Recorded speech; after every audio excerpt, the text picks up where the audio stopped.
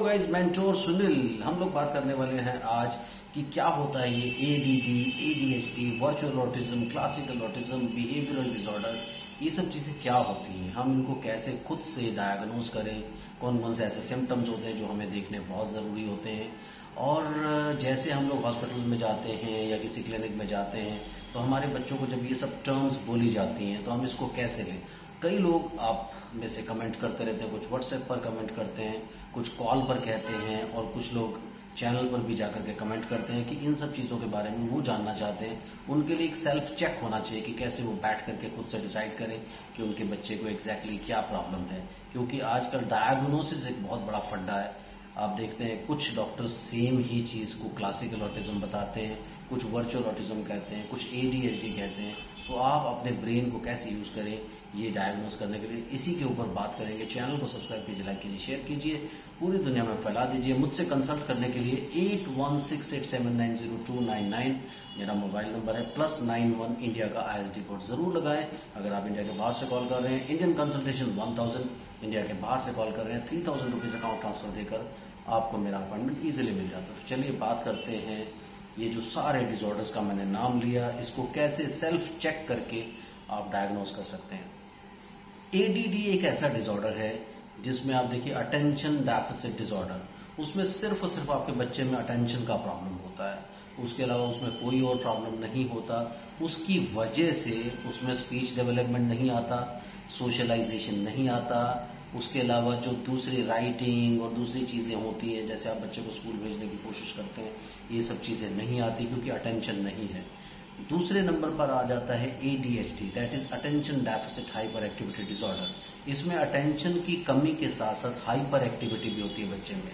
अब hyper activity क्या होता है, उसमें क्या होता है कि बच्चा कभी इस चीज को टच करता है, कभी उस चीज को टच करता है, सिटिंग बिल्कुल नहीं होती, 2 मिनट टिक के नहीं बैठ सकता, बैठेगा भी तो यूं यूं करके हिलता रहेगा या फिर उठ के दौड़ना चाहेगा, सारा दिन इधर से उधर उधर से उधर होता रहेगा, यानी वो बिल्कुल किसी चीज में अटेंड नहीं करेगा। और अदरवाइज आप देखेंगे तो वो सारी बात सुन रहा है, सारी बात समझ रहा है, नीड बेस्ड कम्युनिकेशन कर रहा है, सारा कुछ कर रहा है। उसे कुछ चीज चाहिए तो आपको पकड़ के भी ले जा रहा है। तो ADHD 2 तरह में हो सकता है, verbal and non verbal. Verbal ADHD में क्या होता है कि बच्चे स्कूल में सेट नहीं होते, टीचर्स की रेगुलर कंप्लेंट्स आती हैं कि अपनी सीट पर नहीं बैठता, इधर से उधर जाकर के दूसरे बच्चों को इरिटेट करने की कोशिश करता है। तो कई सारी ऐसी चीजें वो करने की कोशिश करते हैं।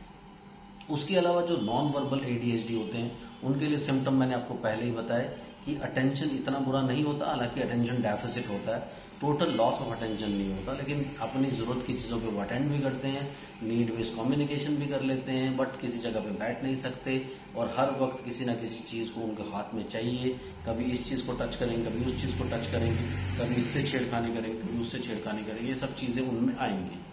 उसके बाद आता है वर्चुअल ऑटिज्म। वर्चुअल ऑटिज्म लोग कहते हैं, मैं नहीं मानता हूं। ये यूजुअली क्या होता है, टेम्परेरी शिफ्ट ऑफ अटेंशन होता है। जब आप रिग्रेशन होता है आपके बच्चे में, 1 साल, 1.25 साल, 1.5 साल तक बच्चा नॉर्मल मूव कर रहा है, सब चीजें करने की कोशिश कर रहा है, नॉर्मल माइलस्टोन्स अचीव कर रहा है, सडनली वो रिग्रेस कर लेता है। तो ये एक टेम्परेरी शिफ्ट होता है। तो अगर आप उसी वक्त जब आप देखते हैं ये प्रॉब्लम्स आ गई हैं, उसी वक्त अटेंड करके अपने आप ट्रीटमेंट प्लान्स ले लेते हैं, थेरेपी प्लान्स ले लेते हैं, तो आप बच्चे को इजीली क्योर कर सकते हैं। लेकिन इसमें ऑटिज्म वर्ड क्यों यूज करते हैं लोग, क्योंकि सिर्फ एक अटेंशन का लॉस होता है, अटेंशन डेफिसिट होता है। तो आप इसे एक सिंपल ADD भी बोल सकते हैं, अटेंशन डेफिसिट डिसऑर्डर, लेकिन लोग इसे ऑटिज्म का एक नाम देकर, ब्रांड देकर के आपको कहीं ना कहीं बहुत ज्यादा परेशान कर देते हैं। तो आप परेशान मत होइए। वर्चुअल ऑटिज्म जैसी चीज मेरी डिक्शनरी में नहीं है, हालांकि लोग बाग इसे बहुत ज्यादा यूज करते हैं। उसके बाद आता है क्लासिकल ऑटिज्म। क्लासिकल ऑटिज्म वाले जो बच्चे होते हैं उनमें स्टार्टिंग से ही अटेंशन डेफिसिट होता है, उनमें शुरू से अटेंशन की प्रॉब्लम होती है। वो आपसे सोशल स्माइल भी उनकी डेवलप नहीं होती, वो आपको देख करके बिल्कुल रिएक्ट नहीं करते, ऐसे लगता है जैसे इन बच्चों को हियरिंग लॉस है। तो वो बिल्कुल उनके अंदर किसी भी तरह का कोई रिस्पॉन्स नहीं होता, आप उनको जितना मर्जी बुलाते रहें, जो भी करें, बस वो क्या करते हैं, खोए रहते हैं। उनको खाने का, पीने का, अंधेरे का, उजाले का, पेरेंट्स का किसी की कोई पहचान नहीं होती। उनको जो मर्जी आप दे दें, उनका टाइम होता है, उस पर टाइम पे आप ही उनको फीड कर देते हैं, आप उनको बुला लेते हैं, अदरवाइज वो घूमते फिरते रहते हैं इधर उधर। वो चीजें उनमें डेवलप ही नहीं होती जो नॉर्मल माइलस्टोन्स कम्युनिकेशन डेवलपमेंट के, सोशल डेवलपमेंट के या इमोशनल डेवलपमेंट के आने चाहिए, तो उनमें वो सब कुछ डेवलप नहीं होता। लेकिन जैसा मैंने वर्चुअल ऑटिज्म में आपको बताया, उसमें वो सब कुछ डेवलप होता है। नीड बेस्ड कम्युनिकेशन बच्चे करते हैं, आपको खींच करके ले जाते हैं और कुछ देर के लिए, अगर आपको 5 सेकंड के लिए भी आई कांटेक्ट या अटेंशन देते हैं तो मान लीजिए कि उसे कोई ऑटिज्म जैसा प्रॉब्लम नहीं है। सो ऑटिज्म जैसी प्रॉब्लम्स नहीं होती, लोगों ने बहुत इसे एक्सेजरेट किया होता है, इसलिए स्ट्रेस मत लीजिए। आपके बच्चे को इस तरह कोई प्रॉब्लम नहीं है। कई बार आपके बच्चे को एडेमेंट बिहेवियर की प्रॉब्लम भी होती है, जिसमें वो सब कुछ कर सकता है बट वो कुछ भी नहीं करता। ना तो वो सोशलाइज करता है, ना वो इमोशंस को एक्सप्रेस करता है, ना वो कम्युनिकेट करता है, बस वो अपनी जिद में रहता है और टेम्पर टेंट्रम्स थ्रू करता है और आपको बहुत ज़्यादा परेशान भी करता है।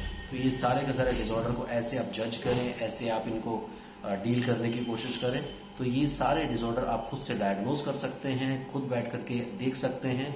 घबराना आपको नहीं होता, परेशान आपको नहीं होना होता, लेकिन ज़्यादातर आजकल जो डायग्नोस्टिक टेक्निक्स हैं उससे आप परेशान जरूर हो जाते हैं।